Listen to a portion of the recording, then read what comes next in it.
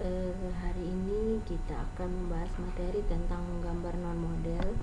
Menggambar non-model adalah materi bab 1 bagian kedua, tapi sebelum kita memulai materi menggambar non-model, Ibu akan mengulas sedikit tentang menggambar model pada materi minggu sebelumnya. Oke, di sini ada pengertian dari menggambar sendiri.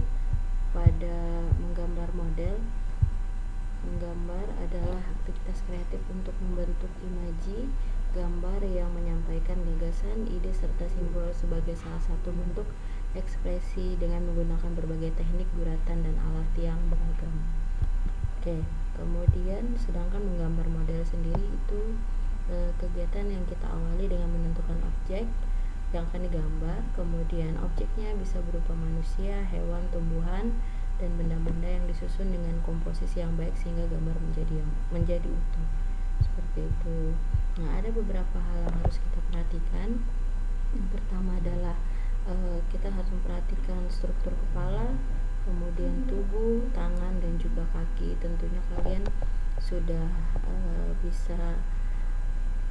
menyimak pada materi minggu sebelumnya.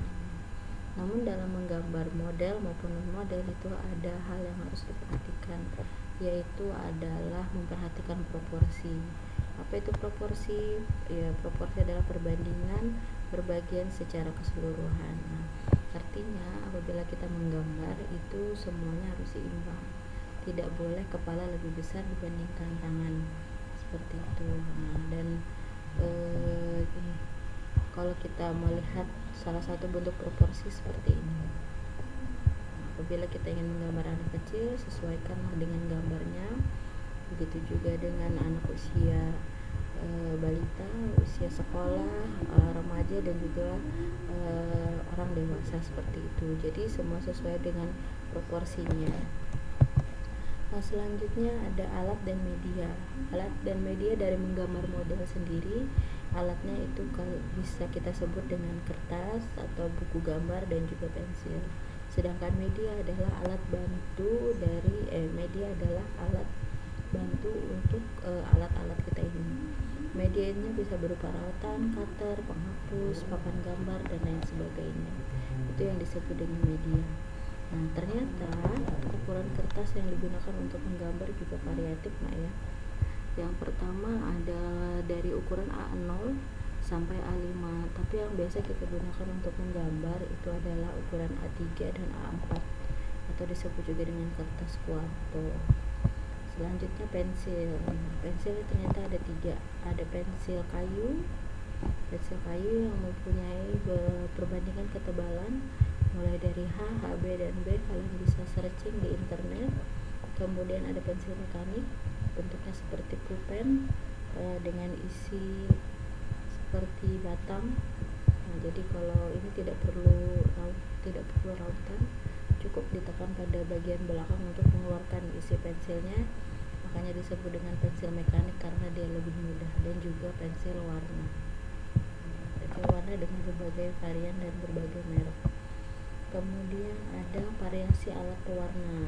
Ini cat air dalam bentuk botol-botol kecil, biasanya harganya agak lebih mahal.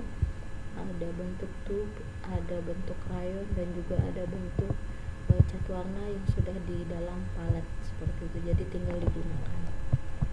Selanjutnya ada media bantu. Media bantu di sini adalah media dari tahapan umum dalam menggambar. Nah, jadi media bantu ini ada 3, ada tahapan umum, ada tahapan menggambar hitam putih, dan tahapan menggambar berwarna dengan pensil. Nah, apa itu tahapan umum? Tahapan umum dari menggambar kita harus punya pola dasar. Pola dasarnya kita buat sketsanya, kemudian ada pembentukan, kita tebali dengan pensil, kemudian kita masuk ke tahap pewarnaan gambar, kita beri warna, kita menggunakan cat air, krayon, atau pensil warna, dan ada detail akhir. Tahapan menggambar hitam putih juga sama seperti menggambar pola dasar, hanya saja dia tidak diberi pewarna. Kalian bisa baca ini di buku yang sudah Ibu scan. yang sudah dikirim di grup WA kalian. Begitu juga dengan tahapan menggambar dengan pensil seperti itu. Nah, itu saja ulasan sedikit tentang materi minggu kemarin. Hari ini kita akan lebih banyak membahas tentang materi menggambar non model. Oke. Menggambar non model sendiri adalah menggambar non model merupakan menggambar dengan objek alam, benda yang biasa disebut dengan gambar bentuk. Menggambar model itu dilakukan dengan mengamati langsung objek gambar sehingga dapat diketahui langsung struktur bentuk dan bidang gambarnya. Nah, bentuknya apa saja? Bentuknya bisa bola, kubus, bujur sangkar, kerucut, tabung, dan lain-lain. Lain-lainnya ini bisa tidak beraturan ya nak ya, atau bisa kolaborasi di antara semua bentuk ini. Nah, selanjutnya apa sih yang mempengaruhi menggambar model? Ada 3 hal. Yang pertama adalah struktur dan bidang memiliki kesan yang tidak sama apabila terkena sinar. Nah, di sini artinya efek bayangan atau cahaya yang memantul pada gambar itu akan memberikan kesan ruang gambar itu seperti gambar 3 dimensi, jadi bukan gambar 2 dimensi saja. Kemudian yang kedua, menuntut ketepatan bentuk dan karakter. Jadi bentuk dan karakter objek gambar kita itu sangat ditentukan dari jarak pengamatan. Jadi kalau misalnya kita menggambar sebuah bola, jangan sampai bolanya jadi segi 4 atau persegi 5 seperti itu, karena jarak pandang kita itu terlalu jauh. Makanya dituntut ketepatan bentuk dan juga karakter objek yang digambar. Lalu yang ketiga adalah mampu menggunakan unsur-unsur seni rupa. Nah, kalian tentunya sudah mempelajari di kelas 7 apa saja unsur-unsur seni rupa. Di sini unsur seni rupa terdiri dari garis, bentuk, bidang, tekstur, gelap terang.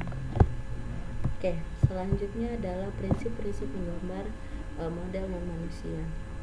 Prinsip menggambar model non manusia itu penting agar gambar yang kita hasilkan itu terlihat menarik dan juga indah. Apa saja? Yang pertama, prinsipnya kita harus memperhatikan komposisi. Apa itu komposisi? Komposisi merupakan cara kita menyusun dan mengatur objek gambar sehingga model gambar yang digunakan itu terlihat menarik dan juga indah. Nah, dalam komposisi ini sebelum menggambar kita bisa menentukan 3 komposisi apa yang akan kita pilih. Yang pertama adalah komposisi simetris. Komposisi simetris itu apabila kita meletakkan satu objek benda itu seimbang antara sebelah kanan dan juga sebelah kiri. Jadi objeknya ada di tengah, kemudian ada pendamping di kanan kirinya, itu disebut dengan komposisi simetris.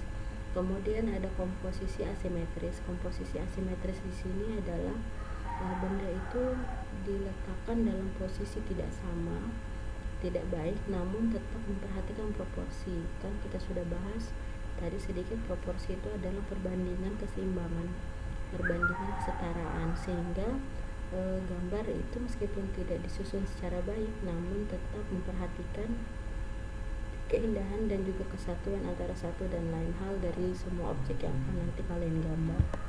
Kemudian ada komposisi sentral. Nah, komposisi sentral di sini adalah pusat perhatian benda atau objek gambar itu diletakkan di tengah bidang, kemudian diatur sesuai dengan proporsi dan juga tetap memperhatikan keseimbangan dan keteraturan. Misalnya kalian menggambar sebuah pot bunga yang kalian taruh di tengah-tengah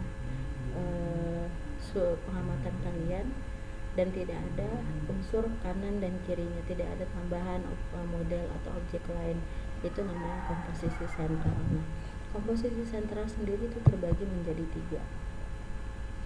Yang pertama, kembali lagi kita harus memperhatikan proporsi.